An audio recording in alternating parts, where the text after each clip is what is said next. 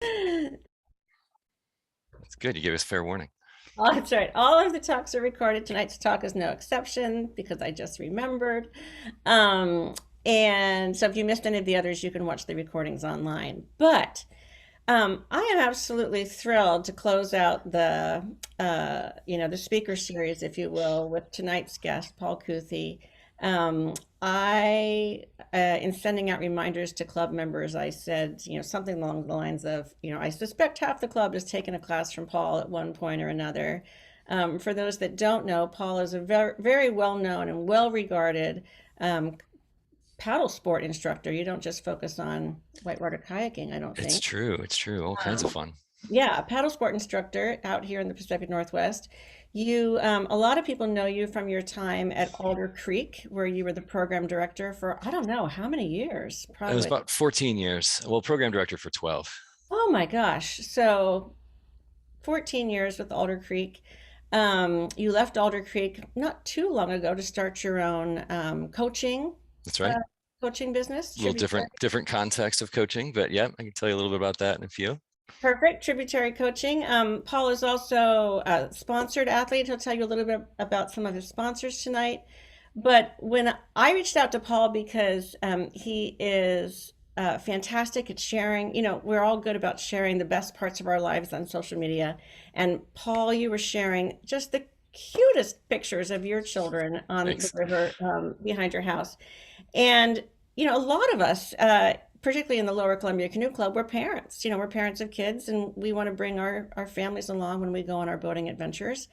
And even others of us, our age demographic is a little more advanced, are grandparents. And so I thought, this would be actually a perfect talk for the club to host, and a perfect way for us to maybe go back to basics, perhaps, as it relates to, what makes it fun for people to paddle? What do you need to keep in Right. mind as you're bringing new people into the sport? And so while I got in touch because you had adorable children, and while tonight's Yep. discussion is absolutely about teaching kids how to paddle, I'm guessing that a lot of what you share tonight will be relevant, whether we're trying to teach a friend or, you know, Yes, definitely. people who are kids at heart as well as kids. So with that, I want to hand it over to you. As is the case with all of the club's talks, feel free to be super active in the chat. You can ask questions as Paul goes along. I know Paul will have some questions for you as he goes along. So, Paul, Definitely. welcome. Thank you for joining us. Well, thank you so much. And thank you for all showing up tonight.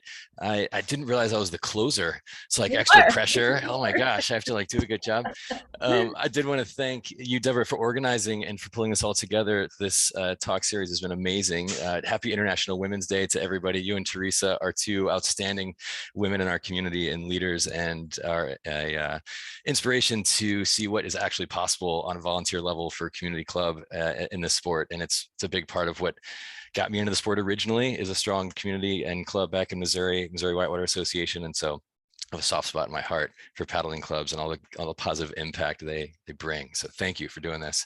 I'm going to share my screen and hopefully it comes through nice and clear. I have basically toiled over this presentation for hours and hours. It wasn't too bad. I actually do a lot of presenting for my normal sort of job. So this wasn't too bad to put together. I think I'm on my like 11 or 12 hour on Zoom today, but hopefully I will I will like be there and be for you here. But I wanted to give you guys a little look into how to teach kids to paddle rivers, but also this stuff, like Deborah said, directly applies to all of us. We're all kids out there, and the things you learn about teaching paddling here will work on your friends, neighbors, relatives, significant others, whoever else you want to indoctrinate and enable into our beautiful sport. I want to thank you, parents, as well, for really being able to put forth the energy, effort, and grandparents as well. Anybody wanting to share the sport with others, thank you for doing this stuff. So I wanted to have you all start off by just reflecting for a moment. I want to give you a prompt. I want you all to take a moment and think about one of your very first times, if not the very first time, you paddled a river. Especially if this was, you're in your own boat, but any of it counts. The first time you paddled a river, take a little moment, close your eyes if you need to. But I want to have you reflect on that time, first time you paddled a river, key into what are the sounds that you heard? What are the things that you saw on that first time paddling a river? What were some of the sensations of the boat? What were some of the sensations inside your body? What did you feel on those first times you're paddling a river? And as you think about that, I want to have you put in the chat what age you were when you first did that paddling trip. Guess is fine, but what about age were you? Put that in the chat for us. What age was that first time paddling a river? As you think about all those feelings, sights, sounds, smells. Kind of curious for the gang. When I started paddling, there was not too many kids in the sport. It was mostly sitting around campfires with, well, sad to say, middle-aged men who did a saying to me, "Oh, I wish I had started when I was your age." And I was lucky enough to start off pretty early, and I'll tell you more stories about that. But I'm always curious to see. Look at that, 3, 54, 11, 8, 2. Some real young ones out there. That is awesome. That is awesome to see. Well, my guess is keep them coming with those ages. My guess is no matter what age that you were, there were some things about that trip or experience that probably could have gone better. Maybe it was a blissful, perfect time out on your first paddling on a trip on the river, but chances are there was some things that could have gone even better. And my hope is to be able to share some of those things that I've found. So I do want to take a moment to thank a couple of sponsors. So I'm still lucky enough to be supported by 3 outstanding brands, Kuthe, Piranha, and Werner, make our sort of instructional videos and activities out there with the kids possible. And so I wanted to take a moment for them. They're always supporting club events as well as regional events and in a variety of ways. So shout out to our sponsors on that front. But here's the problem. We all want to share the sport we love, but it has some serious challenges for anybody learning, but especially for the kiddos. First off, the gear. So if you see the photos there in the slide, this is our son Canyon. I think he's just shy of 2 in this picture. And we're actually doing some paddling with a French commando brigade out of the south of France. We did a paddling film where we took on tour to France, and we were able to take Canyon. And one of the stops was along this coastal town where the movie was about kayaking, and it featured an original kayak that was used to escape Nazi occupied France, actually. And they put the kayak in a war museum, and that kayak was featured in the film. But we came out and we wanted to go paddling with the French commandos. They wanted to show us their training area and how they do kayaking on the water. And so they didn't exactly have kid specific gear. As you notice, there's an adult life jacket on that kid, and they figured, he wanted to be extra safe. This is a kiddo, and they're like the military. So you might see they tied like an empty canteen jug to the back of his life jacket. When a lot of kids start, they don't exactly have the ideal gear in a lot of ways, and that can be a big hindrance. We're going to talk a little bit about that, but that's a real challenge, right? The fit of it, but also the availability and the cost, and the kids grow so fast. Why? You grow too fast. There's just a lot of times where the gear becomes really challenging for kiddos.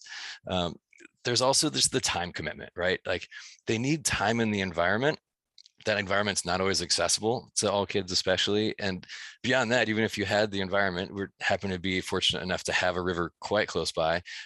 Sometimes their attention span just doesn't allow for that much time in the environment. Like we have to be really cognizant of kids' attention span on that front. There's accessibility to just the sport in general, especially for kids who maybe don't live really close to clean, free-flowing rivers. And then also just time is pulled in every different direction, especially for kids. Like you got sports, you got other friends, you got other cool stuff you want to go and do. And so that can be a real challenge. And then beyond that, there's like the physical and mental aspect of this. So like this is a sport that takes some level of physical ability, right? And so kids being smaller, sometimes not having as much stamina, getting cold faster. They're just size limitations on just physically paddling around the side of boats are all things we need to take into account and be thoughtful of. If they're not physically comfortable and able to do it, they're not going to be learning. And then comfort comes in two varieties. There's physical, but also mental comfort.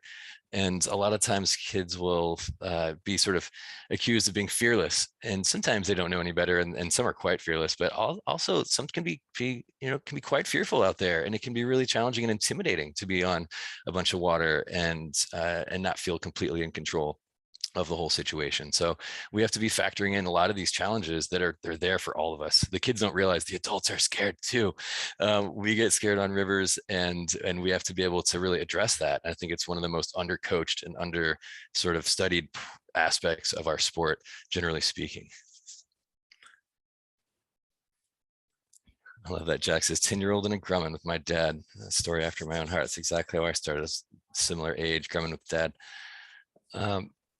Here's the deal. The river is a great teacher. If we make learning to paddle fun for kids, the sport and our rivers will thrive for generations to come. My hope is that if we get really good at this, these kids are going to have a vested interest and some real memories on these rivers, to the point where they're going to care about them. They're going to protect them. They're going to advocate for them. They're going to bring other kids out onto the river with them. And the way that we get people to care about these spaces that we all love is to have genuine, impactful memories and transformative experiences in those spaces, such that we're connected to them in such an integral way that we couldn't imagine our life without them. And so if this is really a talk about anything, it's about how to get kids to fall in love with the river, so that the rivers can continue to be in as good a condition as we've gotten them, and hopefully even better in the future. My question that I want to have everybody contemplate for a moment is, what if? What if more community members were skilled in teaching others to paddle? I'm curious what your thoughts are. Throw it in the chat. Like, what are some of the things, just a couple words each, maybe a couple of things you can think of. Like, what are the effects? What if more community members were genuinely really skilled at teaching other people to paddle? What sort of outcomes would we have? Short-term, long-term? Throw in the chat. I'm curious what people have as far as thoughts on this. What happens? Safer paddlers? Yeah, absolutely. Yeah, Pat says safer paddlers, more diversity, more paddlers out there, more river traffic, but better awareness and respect and maybe empathy. More people would be connected well to the rivers, better outcomes. There's a lot of really, really cool things that could happen if we get really, really good at this thing. What else do we have? It's not skill that's lacking, but willingness. Yeah, not just being good at it, but sometimes we're more willing to do something when we feel like we're good at it too. A lot of people are also willing, but they're like, I don't know, I don't want to screw it up, or I don't want to mess, because this is a really tender time, right? You can really turn people off to paddling if we don't do it right, whatever that means. Better connection to our native history. Love that. Lower drowning rate. Yes, please. Safer paddling environment. I mean, I don't know about you, but I'm going to be paddling these rivers hopefully for a long time. The more really good skilled paddlers we have out there, the safer I'm going to feel. That's for sure. It's self-serving in some regard, but there's a lot of good things that happen when this is improved. The thing I've been speaking about here, and what really drives me, is that it's bigger than paddling. Like, future generations and our rivers need each other. And right now there's a lot of challenges with the screens, distractions, everything from bad gear, like we were talking about, to big fear is a barrier to this thing. And in my mind, it's got some big stakes. You know, future generations and rivers need each other, and this is going to be one of the best ways we can help protect those rivers. I don't want, no, yes. Don't put your name, please, not comment. So, like, why would you listen to me anyway? He said words to destroy. Why would you listen to me anyway? So what is the real deal here? So Deborah mentioned a few like things that I've done, and I worked at Alder Creek Kayak and Canoe. And when I started off, I was really training under the American Canoe Association. I got my first certification doing that, and then really started like digging into the British Canoe Union, the British canoeing system, through my work sea kayaking and teaching canoe sports beyond just kayaking, and really getting into international systems of instruction and really diving into like, how do we get beyond the basics of teaching a few strokes or like step-by-step plans for how to get people up to a minimum level? And how do we help them really become advocates for the sport? How do we help them become lifelong learners and lifelong paddlers and performers? And that system really broadened my perspective on the mental aspect of the sport, but also gave me a really fun opportunities to go and travel over to the UK, work with world-class slalom paddlers and coaches, work in sea kayaking events as well as whitewater paddling, and really get a broad look at across all these different genres of the sport. What are the core things that ring true or that really keep people in it, that keep them excelling at a high level, and that keep them enjoying it to the extent where they want to bring others into the sport. We've done a bunch of filming expeditions and done instructional series for Canoe and Kayak magazine, from everybody from them to the US Coast Guard. But I got to say that really the coaching work I do now is a bit different. So I've been away from it for a short time. I haven't worked at Alder Creek now for a few years. And I mentioned, Deborah mentioned, I started my own coaching company. So this coaching company is focused on coaching business owners and executives, but the same concepts really ring true. It's about being at that nexus of fear and decision-making and progression and learning things that you've never done before.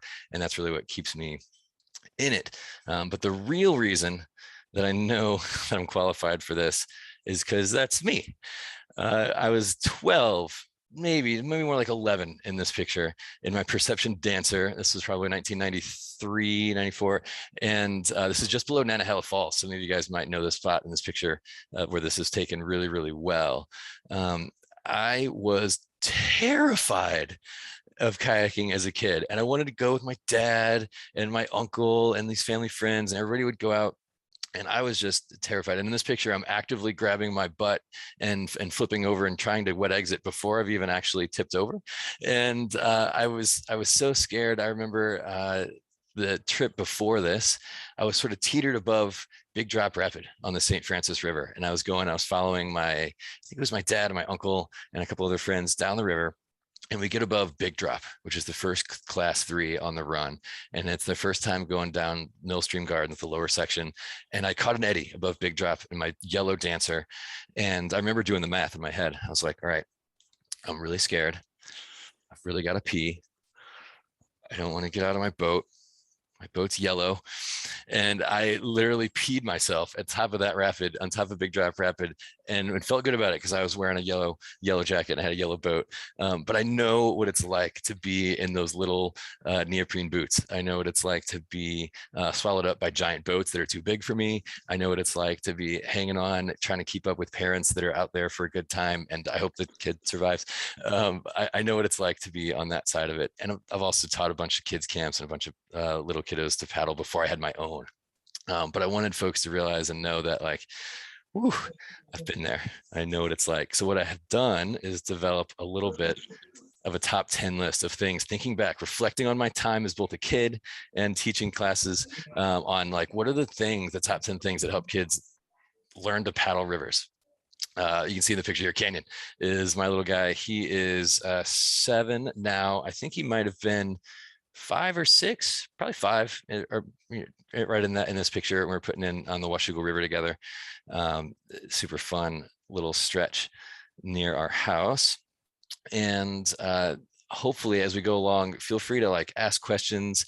If Deborah sees a question in the chat, or somebody wants to add something, put it in the chat. And if it's really good, Deborah will stop me in my tracks. But I would love to answer questions and give insight. There's also going to be some Q&A at the end. But I'm going to hit up these top 10, and hopefully they help everybody.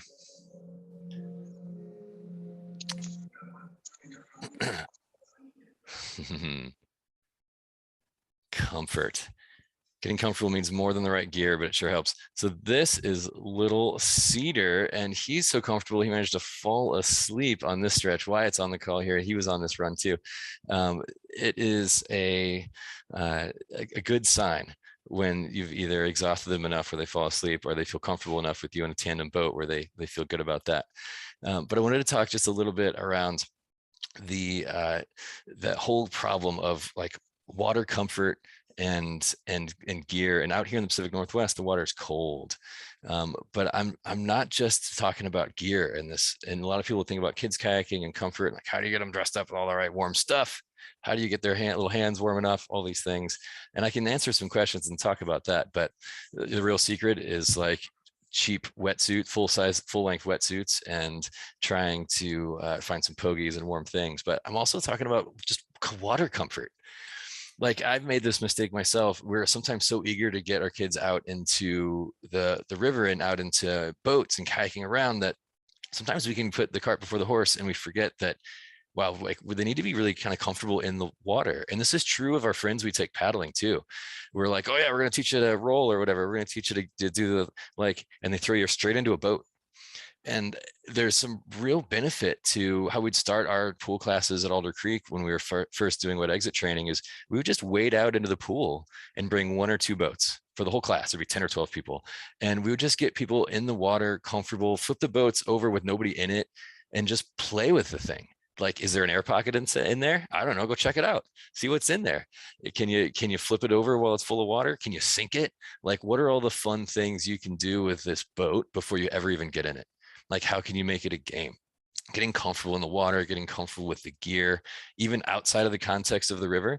So we would spend a lot of time, a lot of people would think, how do you get them like teaching and learning so young? Like, you're right by the river. It must be because you're in the water all the time. No, it's cold and it's hard to put them in all that gear. And we don't really go out there as often as we would like, but we bring the play inside.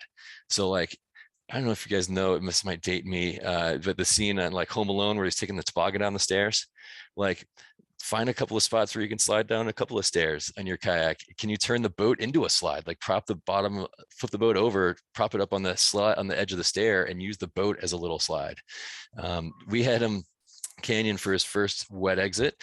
We had 2 ottomans. We just set his little fun one kayak upside down on the ottomans and put him inside of it, and then put the skirt on him and let him hang out upside down in the living room and explore just getting in and out of the boat upside down before we ever hit the water.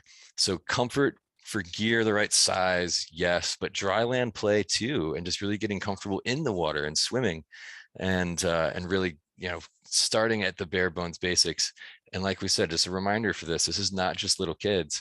Like, take your students back there if they're wanting to learn how to whitewater paddle. Like, how comfortable are they just hanging out underwater? Can they do a somersault in the water with a PFD on? There's all kinds of fun things you can do to make the beginning of the sport way more fun and easier to deal with. And it starts with comfort. Wyatt says, I've seen Home Alone. Good, Wyatt. All right, it's not the boat. Fit is key, but kids gear is not just a matter of smaller stuff. Okay, so here's the deal. I'm a big advocate, don't tell Piranha, but it's not the boat, right? Like, there's a lot of different boats that could work well for kids. It is a matter of kind of modifying them. So it doesn't have to be kids gear, but we need some key things to make it work for kids. One of them is connectivity. If they're not connected to the boat in some way physically, there's no way for their movements to transfer. You can get a bigger boat, it can not quite fit them right, but add some padding, add some foam. What can you do to modify this boat to make it more kid friendly? One of the questions I get all the time is like, how do you deal with spray skirts? And how do you deal with like knowing when the right time is to put them in a skirt? I get really freaked out when parents are just like, well, I wear a spray skirt. I wore it the first day I learned how to kayak. My buddies put it on me and told me to flip over and swim. Don't give your kids spray skirts until they ask for them. I promise you'll have a better time. They'll want to do it. If you play games and splash around and their boat keeps filling with water, get them to empty it, teach them how to do that, and they will get tired of emptying their boat and they will ask you for a spray skirt. And at that point, now it's time to learn to use a spray skirt, and we can do that. But do we go straight to like a tight neoprene skirt? No, you can get a nylon skirt, or if all you can find is a tighter neoprene skirt, you can actually put a bead of foam, mini cell outfitting foam, just under the front of the cockpit rim. And I could not find a great picture in my haste to put this together, but you can basically glue just a bit of foam underneath the front of the cockpit rim to make it so the skirt doesn't bite under that rim as far, and it makes it super easy to pull off. And they can get used to using a neoprene skirt that way, but ultimately if they wiggle enough, it pops right off. So you can check that out online and see some pictures of like modifying the cockpit rim for kids kayaks. But that is also like things like tandem boats are great. They're not super accessible, but what are the other ways you can get them falling in love with the river and being in a boat that has nothing to do with kayaking?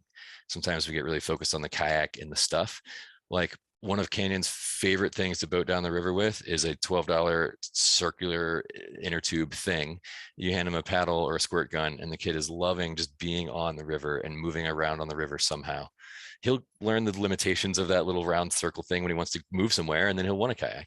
But don't be so focused on that. Rafts is a great way to start. I know why I got to start there. Inflatable kayaks are a great way to start. I started in canoes. We had a full fuel start with canoes. So those are great ways to get started, and don't be so focused on the gear and the boat. It's more about getting them in there. But once you do get a boat, connectivity, foot foam, padding it out, making sure it actually fits them is key. It's not about the destination, such is life, right? It's not about how far you make it, but rather the memories you make along the way. What I mean by that, it sounds very philosophical. This is a great photo from Neil Schulman. I didn't do it justice because it's a little fuzzy. It's much more crisp on my file, but it is often when we get on the river and we would try to take the kids or other paddlers like where we normally go, and not that you have to take them. You don't try to take them into like class 4 or like super hard water or anything, but you're like, yeah. I remember paddling this as a beginner. It's just class 2. It'll be great. But you haven't sort of been on that as a little kid, and it's been a long time since you were on it even as a beginner. And often we get really focused on doing paddling trips and like getting from A to B. Our first canoeing trip was on the Columbia River Slough here locally. It's like a flat water, 3 foot deep, nothing little channel off the Columbia River, which is huge. But it was like, I can contain the scene enough where I could take my infant out canoeing for the very first time. Canyon was not even 1. And it was a big victory because we got out of sight of the car. I paddled far enough up the slough and it had a slight bend that we could actually, couldn't see the car where we started. And that was plenty. Like Canyon, I think, cried the whole time because his life jacket didn't fit right. And he was a baby and he was mad at it. And so we pulled over and had a little lunch, a little experience out there, and then came back. We didn't try to get very far. In fact, you might just find that teaching kids to paddle is really about finding a cool beach and a cool place where you can build sandcastles, having the boats available and convenient, and then taking small breaks to go and play out in them, and then come back and have snacks and lunch, and then go out and play for a while and come back and build something on the beach. Make it about creating memories and just having fun doing it. This is, differently abled individuals for sure. This information, John mentioned, a lot of it crosses over to training differently abled individuals, adaptive paddling, paddle sports, all sorts of stuff can be taken from this. This is just good for anybody learning. Okay, so here's a universal truth I figured out at Alder Creek Kayak and Canoe teaching the kids camps. We would do week-long, they still do them, Yak Attack kids camps in here in the Portland location. And you'd take basically 10 to 14-year-olds, usually 12 of them. We try to max out at 12, but there's always a few extra hanging on, siblings or a couple of extra people added to the mix. But we would, in a week, take them from never having kayaked quite often to running class 2 by Thursday, and then parent day is Friday. And they're like rolling and running class 2 in a week. And it's super awesome. And I figured out how to do it. Bribes. River treats make everything better sometimes. It doesn't always have to be food. I'm not advocating always rewarding with food, but I tell you what, if you have this cunning plan, or if every time I take Canyon whitewater kayaking, he gets river treats, he'll form this undeniable attachment in his brain, this association with kayaking. And it's like a Pavlovian sort of situation where I think he'll just start mouth watering as soon as he puts on his kayaking helmet. But it's one of the best ways to turn a frown upside down. Take those little chocolate things from Halloween that are still hanging around, those little fun sized chocolate bars, stuff your PFD full of them. And when somebody takes a swim, bam, awesome, good job swimming, here's some chocolate. Someone does a new skill or does something really fun, bam, throw some chocolate at them. If they're just tired, throw some chocolate at them. It goes a long way, and you'd be amazed at what they're willing to do for the smallest piece of chocolate. Isn't that right, Wyatt? It really helps. It can really help turn a frown upside down when you're sitting on the side of the river after a swim. And this works for big kids too. Reward the swim, right? People are downing booty beers, and I get it, try to reward not swimming and rolling, but well, when you're learning, it's about making mistakes. It's about swimming all over the place and having fun, and it being in a safe way, in a safe context with a good crew. Reward the swim. Reward it with chocolate is a great way to go. But also let them earn the new gear, right? Like a lot of parents are so excited to get them into stuff. Like, here's a new helmet, here's a new life jacket, here, take all this cool new stuff. Instead of using the gear as like a carrot to go kayaking, use the gear as like a reward for learning new skills. So for Canyon, he wasn't going to get his new boat until he could actually roll the old boat 3 times in a row. And he was real motivated to get that new boat. And so he was motivated to work on his role. And so using that positive association and using some positive reinforcement and a little, some preparation, having some river treats and some things accessible, having some really good lunches and stuff while you're out there really, really helps. John's number 1 rule, always have snacks. Yes. Create community. I've been talking about Wyatt a little bit. Canyon's in the background, Wyatt's sitting up front in the orange, and his sister Wendy is there, and then little Cedar.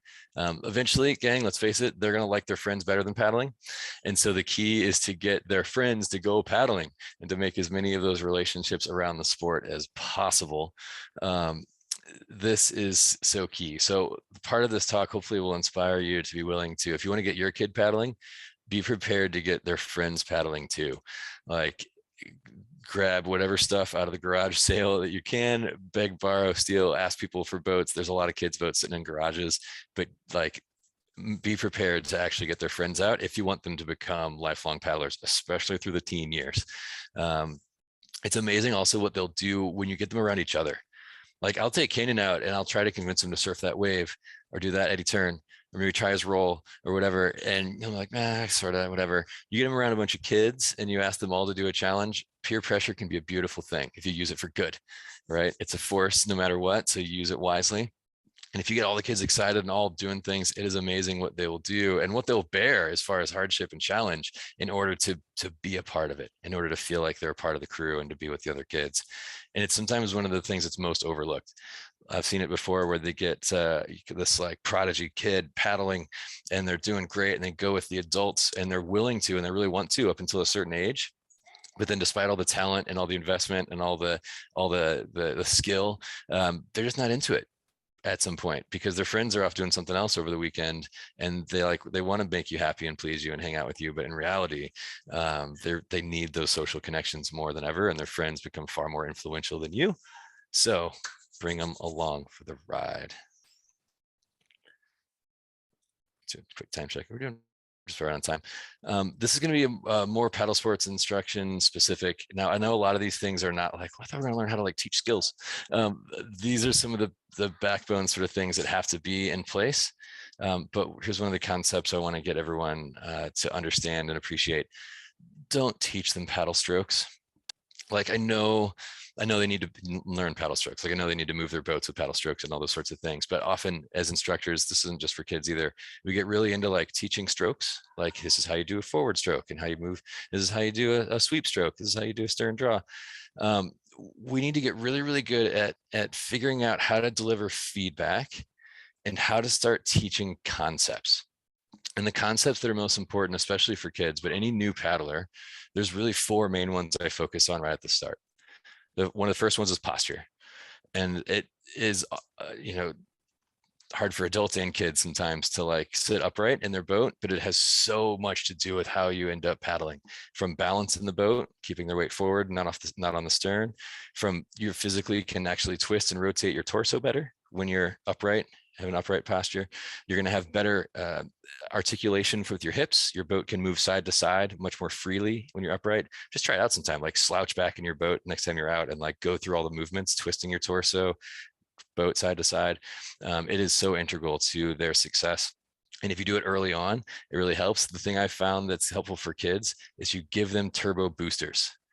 So you have them actually lay back in their boat and like lounge around like a goof and like race them. Be like, all right, cool. Like, let's see how fast you can go doing that. And then show them where the turbo boosters are. And the turbo boosters are when you sit up in your boat, you can go way faster.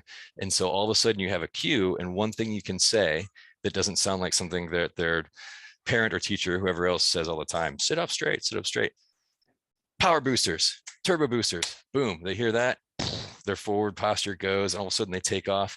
It is the best thing you can do for posture, is show them where the power boosters live in their boat.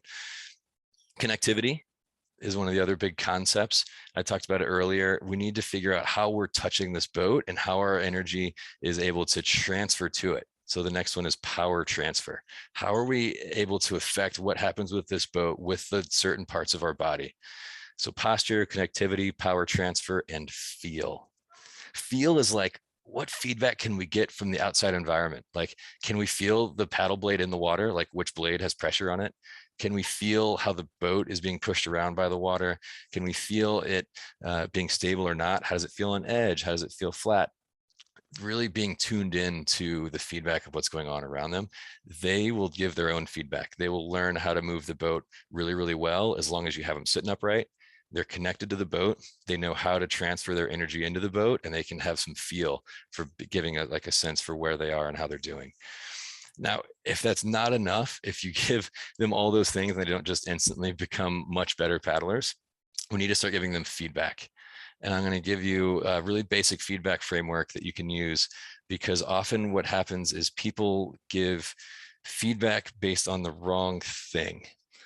And we can talk about how to deliver good feedback, clear directions, timing, making sure they can hear you, not giving them feedback while they're actively performing the skill or whatever they're doing. But I'm going to give you 4 areas to analyze a performance through, a lens that you can look at any performance through, and identify which quadrant are we going to give feedback about. Because every time you have an athlete do a performance, whether that's just doing a paddle stroke, doing a roll, they pull out of an eddy, whatever it is, you're going to have to pick one thing to tell them that's going to make it the most improved possible. Because if you tell them one thing, they're not going to be able to do it on the next one. What's the one thing that's going to make the biggest improvement? And it's going to be in one of these 4 quadrants.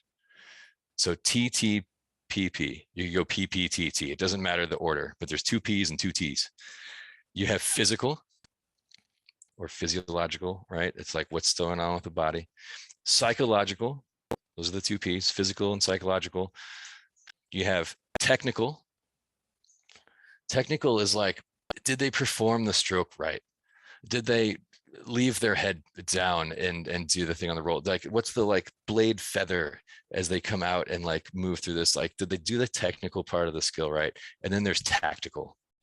Like, was that even the right strategy? Was that even the thing? Like, the goal is to get out of this eddy, and maybe they made perfect paddle strokes and perfect edging, but they were coming at a completely wrong angle to the eddy line. Now, that's not now, if we saw that performance, paddler goes up to the eddy and they're going to pull out of the eddy, they have the wrong eddy line and they get spun out or whatever. You have to look at that performance and decide, well, did they mess up? Did they not get the desired outcome because of a physical thing? Was it a psychological thing? Was it a tactic thing, like the strategy was wrong? Or was it a technical thing? They just need to know how to do the skill differently or better. There's some combination. I know it's never just one thing, but we want to try and figure out which quadrant's going to be the most helpful. Sometimes they know the skill, like they can physically perform it and they know what they're trying to do, like the strategy is obvious, but they are just too either excited, afraid, distracted, whatever to do it. Like the real issue is not like how much they tilted their boat. The real issue is like, woo, they don't feel comfortable tilting their boat at all, whether even just sitting in the eddy. So expecting them to tilt their boat out into the current right now, they won't do it, even though they can. But they're thinking about the rapid 2 miles down that they told them about. They heard on the shuttle from somebody and they're like freaked out about it. Like, which quadrant is this? Because if you give feedback to them based on the wrong quadrant, it's not going to make any impact on their performance. So PPTT, watch the performance, figure out which quadrant you're going to speak to, and then give that feedback. But it's probably going to be based on the concepts, not the strokes. It's going to be based on things like posture, connectivity, power transfer, and feel. So I'm going to have you check out a video next. I want to prep you. It's about 2 or 3 minutes. It's like going down the river together. It's Canyon and I. And I want to have you look for the elements that I always use to lead groups down the river. And this framework is an acronym. It's an acronym that actually spells something. It spells the word CLAP. CLAP. Some of you might have heard of it. Some of you might not have. Communication, line of sight, awareness, and position of usefulness. This is group management 101 on the river or going out with your friends to the bar. You need to have communication established. Like, do you have each other's numbers? Like, what are the river signals, right? Like, how are you going to communicate? Do people have whistles? Are we going to do, like, what is all the ways we can communicate, and make sure that people know what those are? If you're taking a gaggle of kids out and all of a sudden you have a river signal that says Eddie out, but they've never heard of it, they don't know what that means. You do like something like this and they're like, yeah, party, woo, and they just take off down the river. It's not going to work. So we have to have our communication figured out. Line of sight. Line of sight is basically, can you see each other? You know, are you managing the group close enough? Can you get there should the worst case happen? Like, how long do you want them to be underwater? How long is it going to take you to get there, get their head above water, that sort of thing? Awareness is the A. So like, are you aware of all of the hazards? Have you made them aware of the environment enough? What is the awareness of the group for what's going on? I want you to, when you watch this video, look for these elements. P is positioning, position of maximum usefulness. So have I put myself, when you're thinking, when you're paddling down the river with a group or with kiddos or whoever, where should I be right now? Like, if the most likely thing should go wrong, not the craziest, biggest thing to go wrong, like most likely, where do I want to be? Maybe I should be there. Thinking ahead, where am I positioning myself in relation to the paddler? And often we think when we're leading rivers, we need to be out front leading them.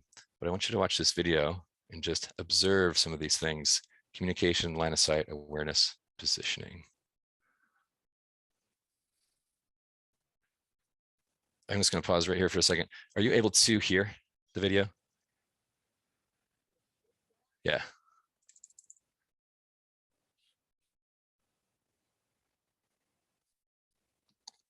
It's hard to hear what he's saying right there, but.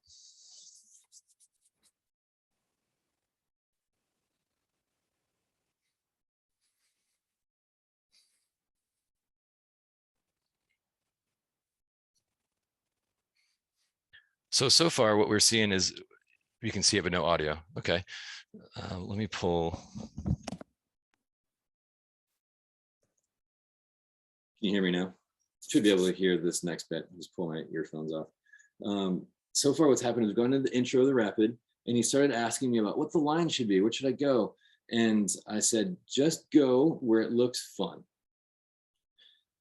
We want to point positive, right? And we want to make sure that we tell him where to go. I know that there's a couple of waves and holes and things to avoid down here, but I know that he'll see it when he needs to see it, and I don't need to freak him out, but I want him to remember that it's supposed to be fun, and we're going to put it in the context of that. And I want him to choose. I want him to have the power of choice of his line.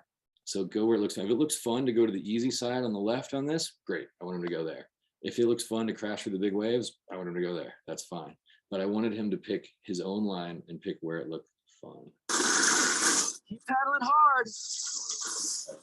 Yeah. Go fast. Speed, speed, speed. Nice paddling. Keep paddling. Woohoo. Canyon, how was that? That was fun? Give me a thumbs up. Give me a thumbs up. How was that? What did you say? You didn't think you could do it? You could do it. Come on, let's go. We got more rapids to run. We're coming down to the house. Remember the line for down here? We want to start middle and then go right. So we're coming down to the house? Yeah. That was fast, wasn't it? Yeah. Let's do it. Can we do this another time? Sure can. You live on the river. We can do this as much as you want. Oh, yeah. Oh, yeah, lucky boy. Okay. Pick your line, and we're going to stay to the right at the bottom. Remember, we're going to take out our gravel bar. Yep. All right, buddy, let's go.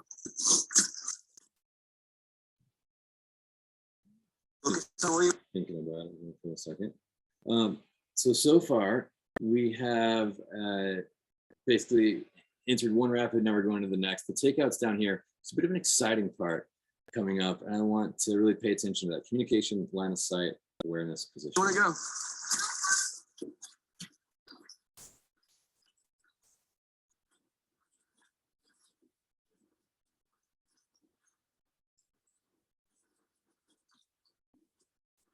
Remember, we're going to stay to the right. Let's start working over there.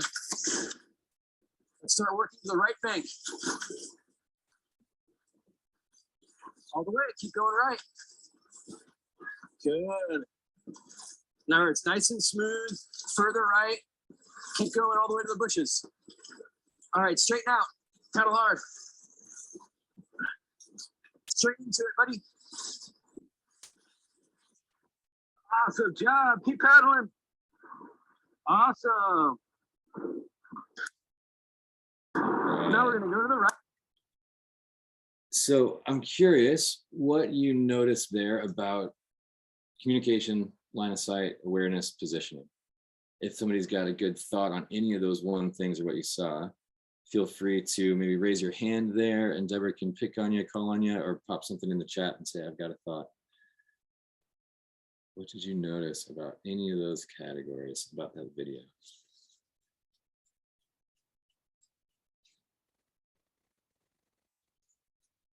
Oh, I know somebody's got a thought out there.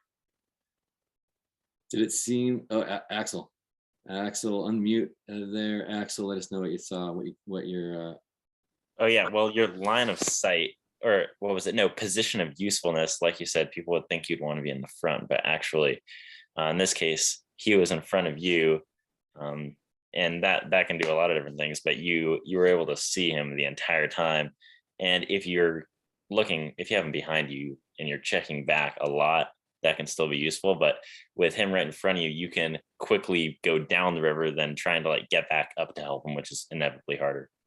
Absolutely. Yeah, Axel named a couple of key things in there. Visibility, you can actually see them. I really position myself figuring out, like, are they likely to stop or get stopped? Or are they likely to flush beyond where I want? Right. So I pick my position in relation to them. If I'm scared of them flushing into the next rapid, I'm out front. Like, I'm going to make sure I'm downstream of them and leading them, especially if it's a little bit scarier. And I just want them to say, have the comfort of just following me. And sometimes it's really reassuring to have dad or somebody, a leader, just be like, we've got this, follow me, and just go. Other times I really want them to pick the line, but being out front, my main worry for him here was that he would get stopped in that hole. And awareness, the A, right? Like, I knew that was there. He was not aware that the hole was there. And you might have noticed in my voice getting more and more urgent, giving him directions. So communication wise is interesting. Who else? Do we have another hand up? Axel, I don't know if you know how, but you can lower your hand and see if there's anybody else that has a thought on maybe position of usefulness or one of the other 4 parts of CLAP.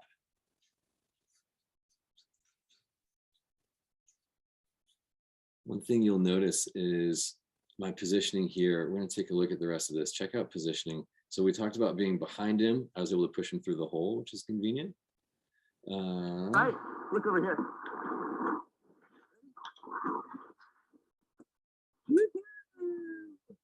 Paddle to the right into the bank. You see Wally Gator? Nice one. You went right through a big hole, dude. That was cool.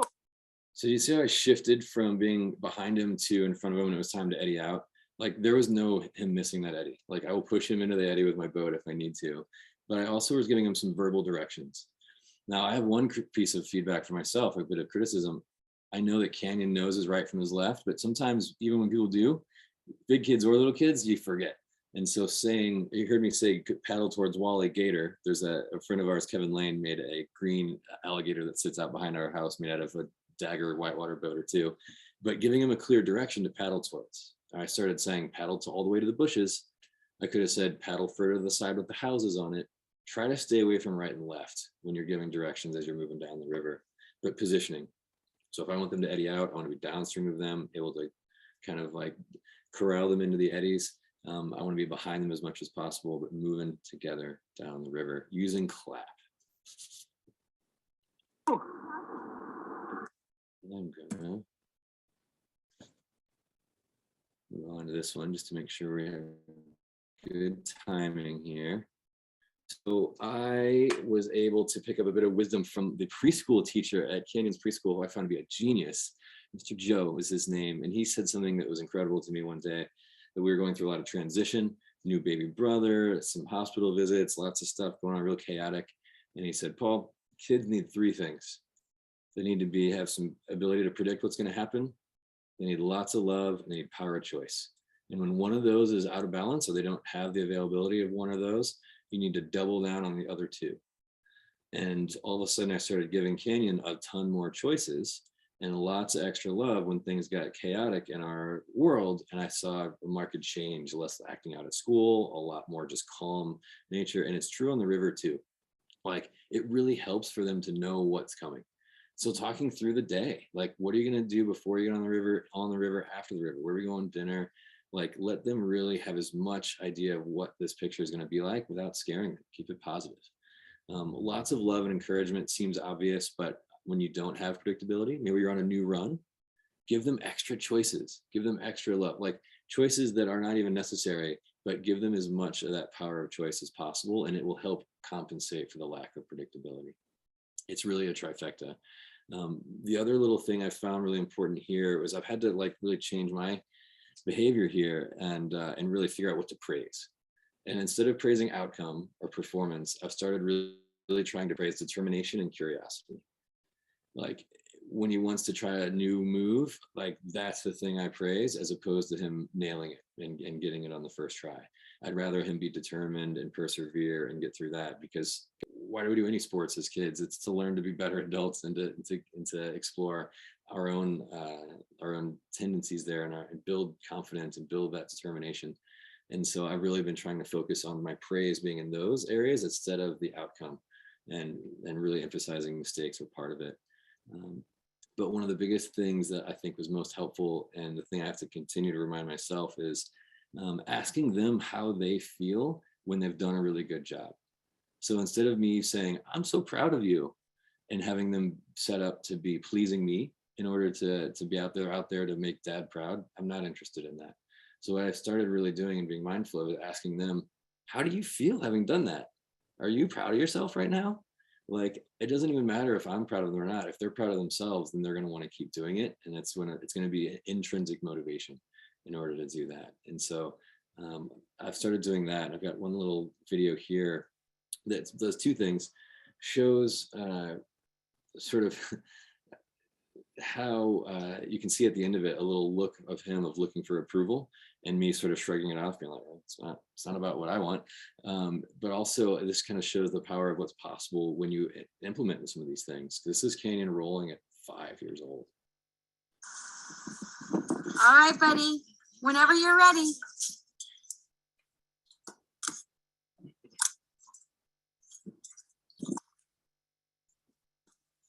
Oh my God. Freak mom out. Oh my God, Canyon.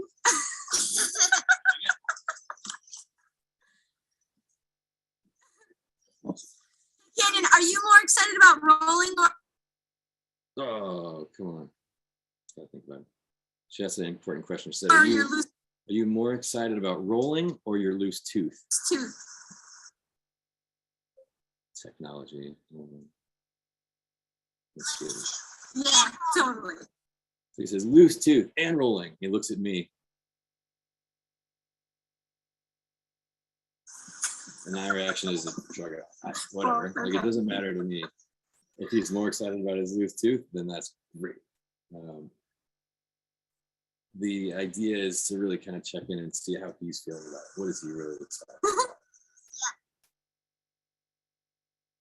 We're getting down to it. Last two, gang. Last two. So there is a mantra that I learned teaching here in the Northwest from a company called Body Boat Blade. I don't know if they came up with it or not. Probably not. But either way, they're awesome. And I love this mantra. And it was written on the front of their instructional center door. And it said, safe, fun, learn. In that order. Right. And the idea with this, if you're going to teach anybody, it's to get them into a play mode. Your brain is more engaged and ready to learn than when you're in a play mode than any other mode, whether it's fear or excitement. If you're in the mode of playing, your brain is primed to learn. And so make it about keeping them really safe and having a ton of fun, and they will learn by default. They're sponges. And we often put learning in front, and we start to make them have a lot less fun, and maybe even put them at risk because we want them to learn this thing. We need to just say fun, learn in that order. Bring water guns, bring tennis balls, bring frisbees, play games. Like, what's your favorite game you played as a kid in summer camp? Can you make that a kayaking game? Like, what are all the different ways you can play? and have a great time out there. And the learning really does take care of itself. Paul, Yeah. one question from someone in the audience was wondering how long Canyon had been boating or playing around in boats before the roll video. Yeah, that's a good question. So since he was a baby, you saw the first picture of the little kid's like legs sticking out from under the blanket in the canoe. We had him really playing and being around boats as a little baby.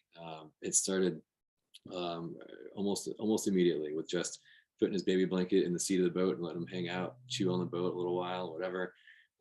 Doing skits and having fun. Like we got a big blue cloth from the fabric store, the craft store or whatever. It looks kind of like water.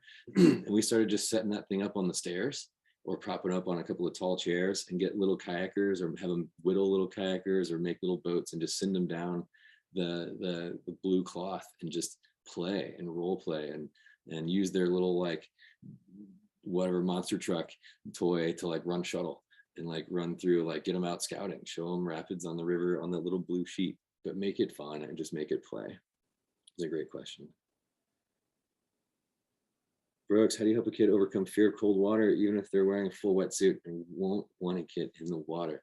It is exposure therapy, right? So it's little steps and getting them sometimes even in the wetsuit in warm water. So they doesn't associate the wetsuit with cold water. Like it might not be necessary in an indoor pool or going to one of the kayak pool nights around or whatever, but have them practice wearing the wetsuit even when it's warm. And if it gets warm in the pool, then get them underwater and have them play there.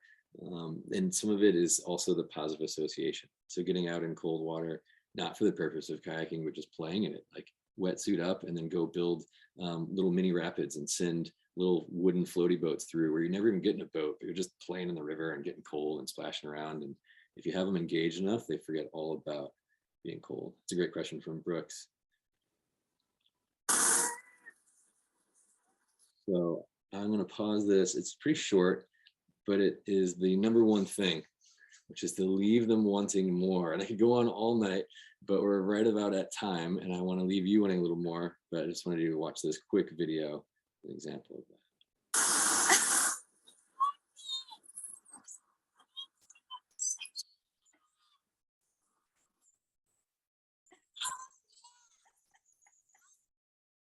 So leave them wanting more means more difficulty as well as duration.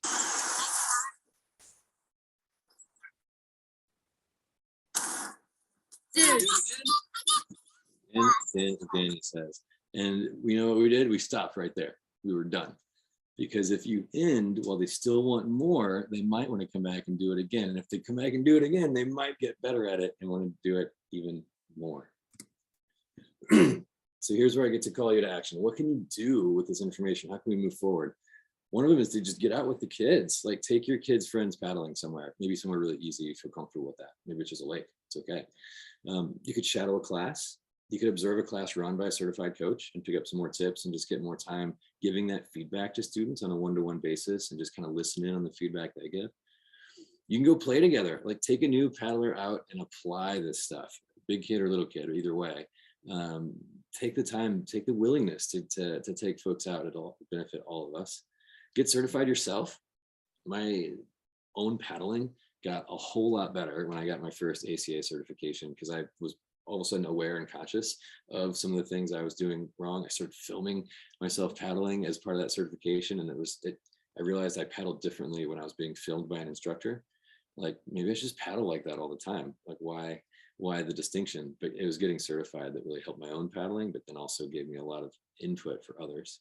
And volunteer, help lead a club trip, the LCCC or some other paddling club close by to you, and use this stuff. That's one of the best parts about having a club is you get to practice and experiment and get better at this stuff with your fellow club members.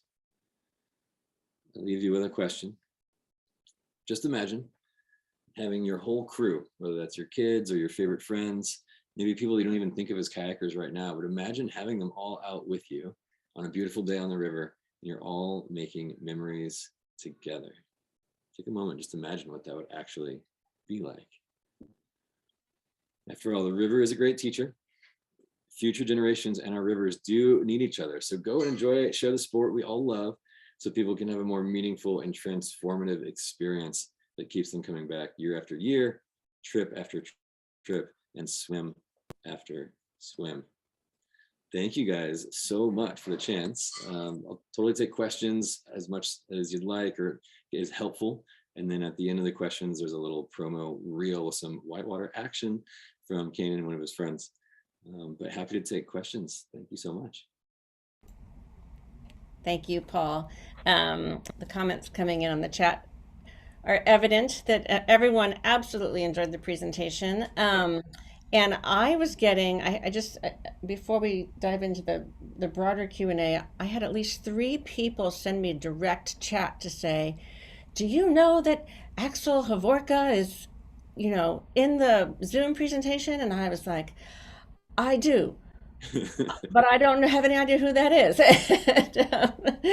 So I did shoot a quick note to Axel. I don't know if you can turn your video back on.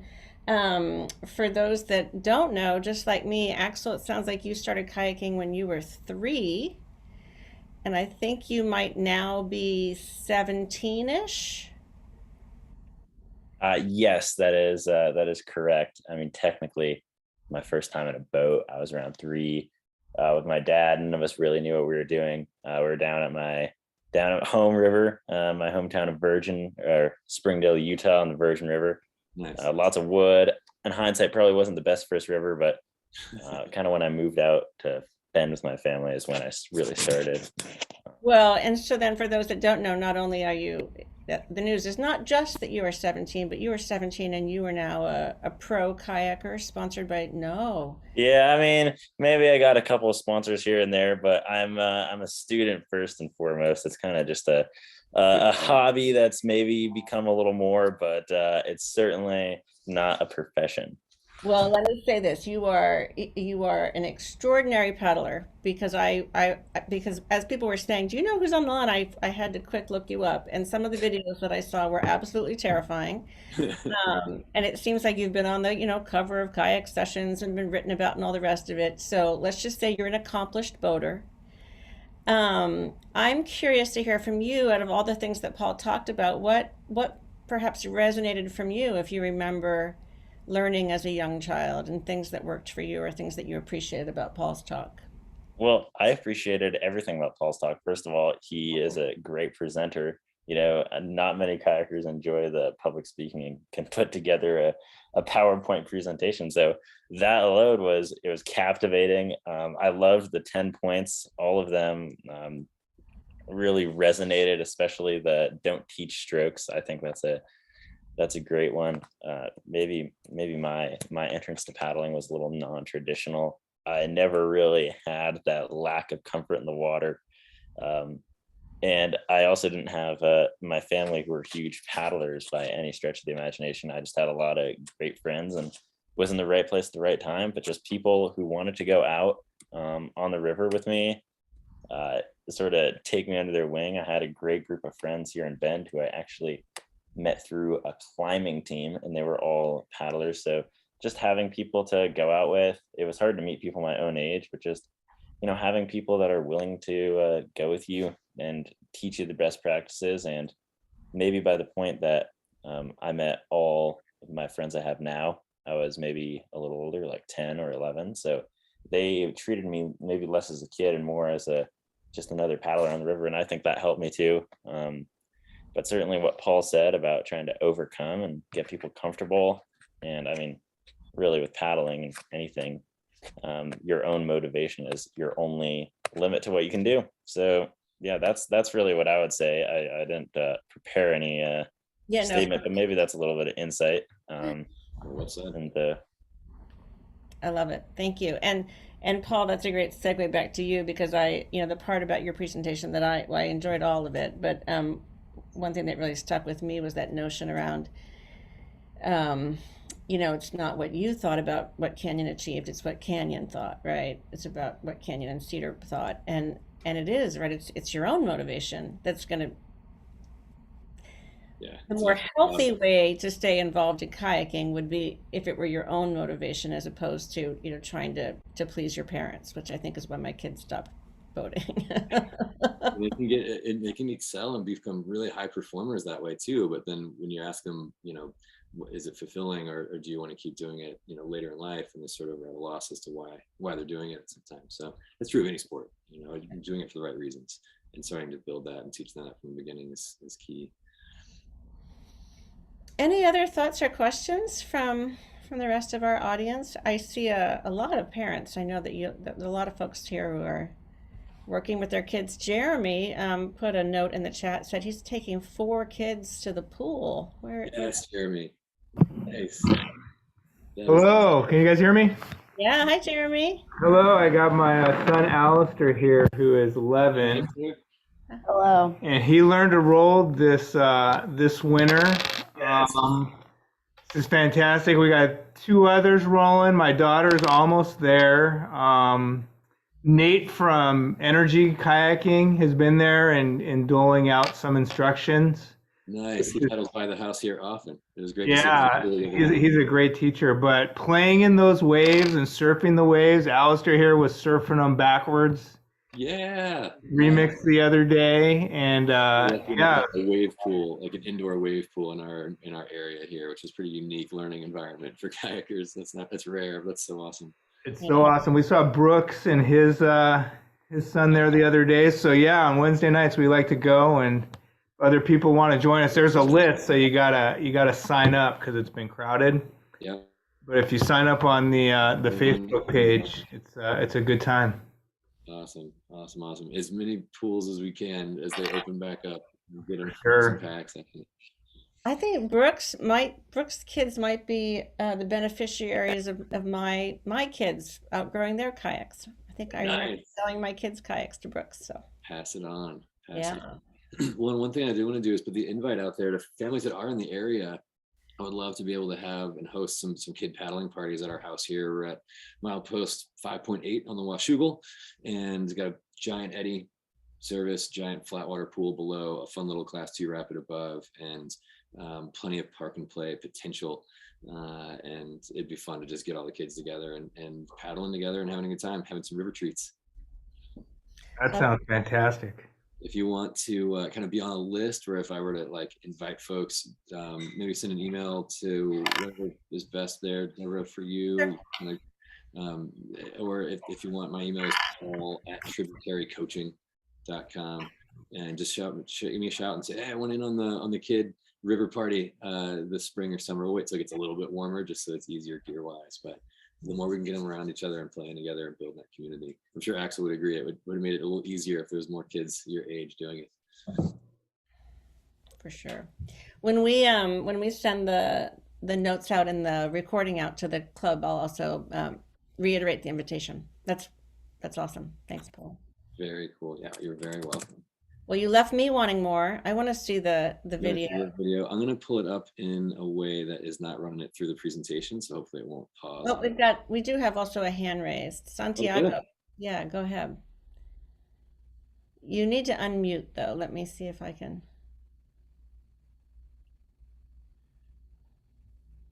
Hello, we are from Ecuador. Hey, from Ecuador, awesome. We don't speak English very well. You're doing great. We are trying to understand everything you say. You're doing really well. There's better at other languages. Yeah, we have a daughter. She's 12. Nice.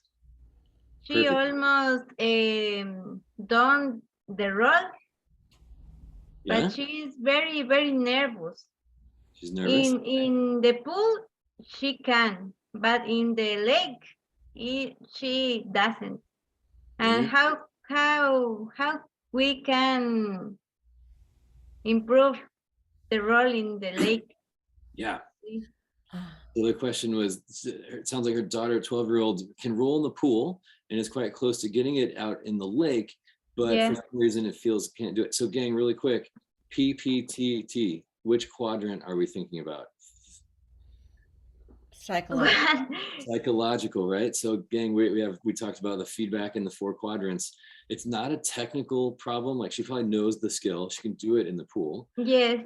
It's not a matter of sort of like strategy. She knows the like how to do the moves. Physically can do it in the pool, but something about the lake, right, is getting into her head. And where I would start with is making sure that she feels comfortable playing and putting her head underwater in the lake without the boat, and then working up from there.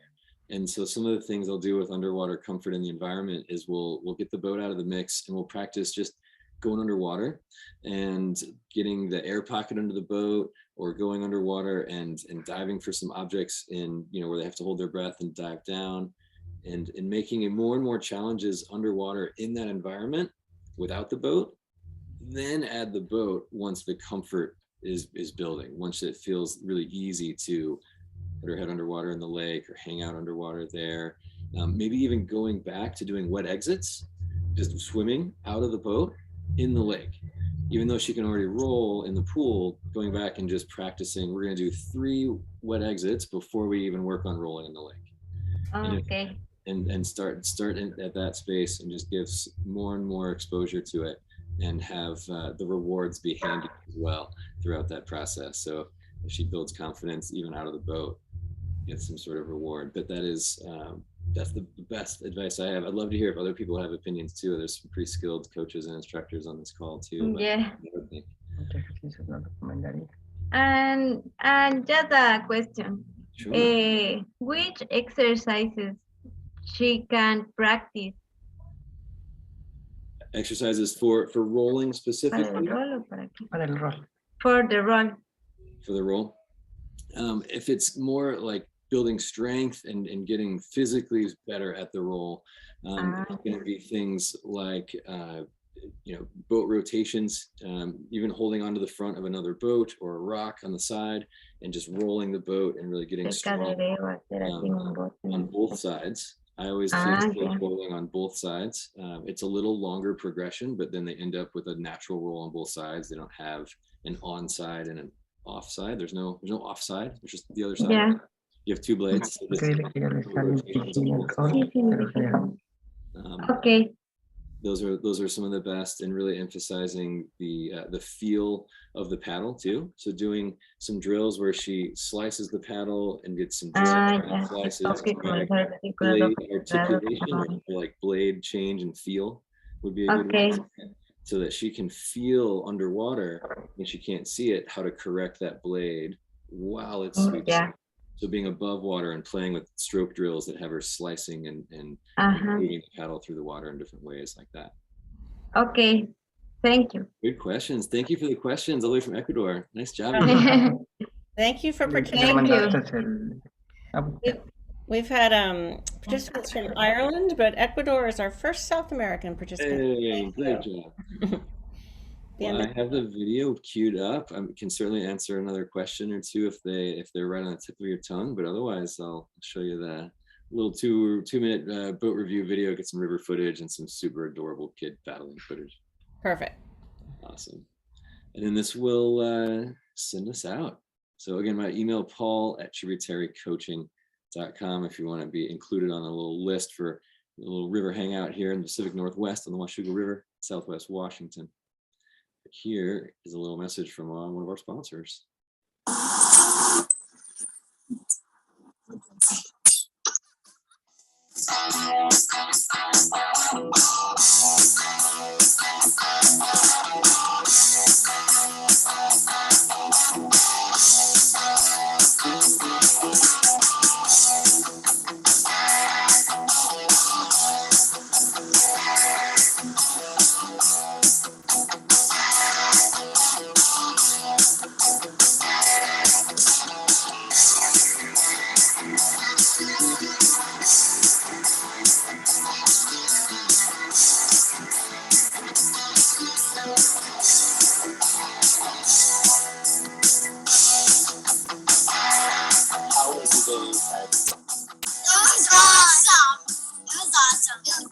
What was fun about it?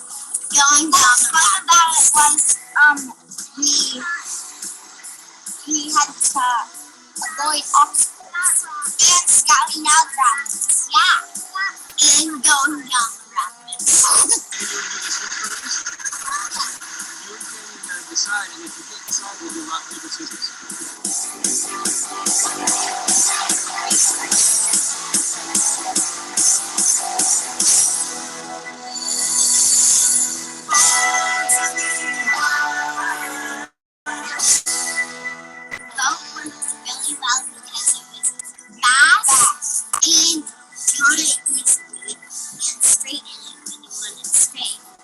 handles are very comfortable. Yeah. We have lots of flaps and handles. Easier to grip on. Yeah. They're comfortable. They have fabric over them. Makes it soft. And there's spots for sponges. Feel like a sponge? Yeah. Piranha. The only thing about this now is I don't bang my elbows or hands on the side. I used to in a bigger kayak. I didn't have one fit for me. But this type one I got is much easier. Yeah. Fits us well.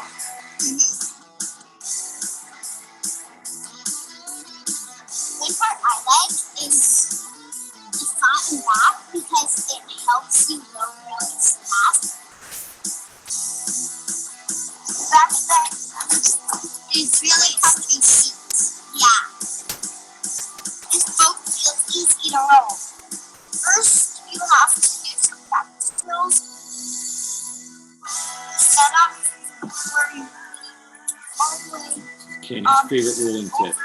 and then you sweep like a rainbow. Sweep like a rainbow. And then That's all you you gotta do. use your hips right here to roll it back up. One hip does one work and the other does the other.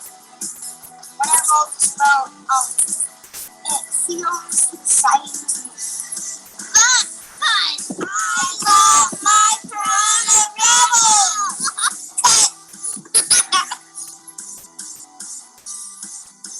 There you go, gang. Having some fun with the kiddos. Hope you enjoyed. And if there's anything I can answer, I'm here. Super awesome. Paul, there's two things in the chat. At least one is just a request for you to put your email address in. Oh, sure. And then Allison was asking if you can share a link to the video because her 6-year-old son would be more confident and willing to do it if he could see the video. For sure. It is, I'll have to find that link actually. It was submitted to Piranha and they posted it. So it might be on their website already, but at the very least, I can get that out to the group. Yeah, and I'm sure I can find it too, and I'll share it when I share the recording. So Allison, if we've got your info since you are on the line. And I agree, that is probably the most adorable kids kayaking video I've ever seen in my life. It was made by Jonathan Nussbaum. Jonathan's also a local in the Northwest here parent. His daughter Anne and his little daughter Elise both get out with us pretty often. So happy to have those guys along with us. Looks like they need to get it up on their site still, but I'll get a link going. Yeah, we'll get it figured out, and we'll send your email address around as well. Oh, you just posted it. Perfect. Paul@tributarycoaching.com. Paul, thank you so much. What a great welcome way to spend the last 75 minutes. Thoroughly enjoyable. Axel, nice to meet you. Thanks for joining. Thanks to everyone who joined. It's always good to see, club members and guests alike. Yes. Check out all the programming on the Lower Columbia Canoe Club's website. We'll have all of our videos posted there. And this already concludes the Lower Columbia Canoe Club's online Zoom programming for spring 2022. We will now see you on the river, and we actually mean it.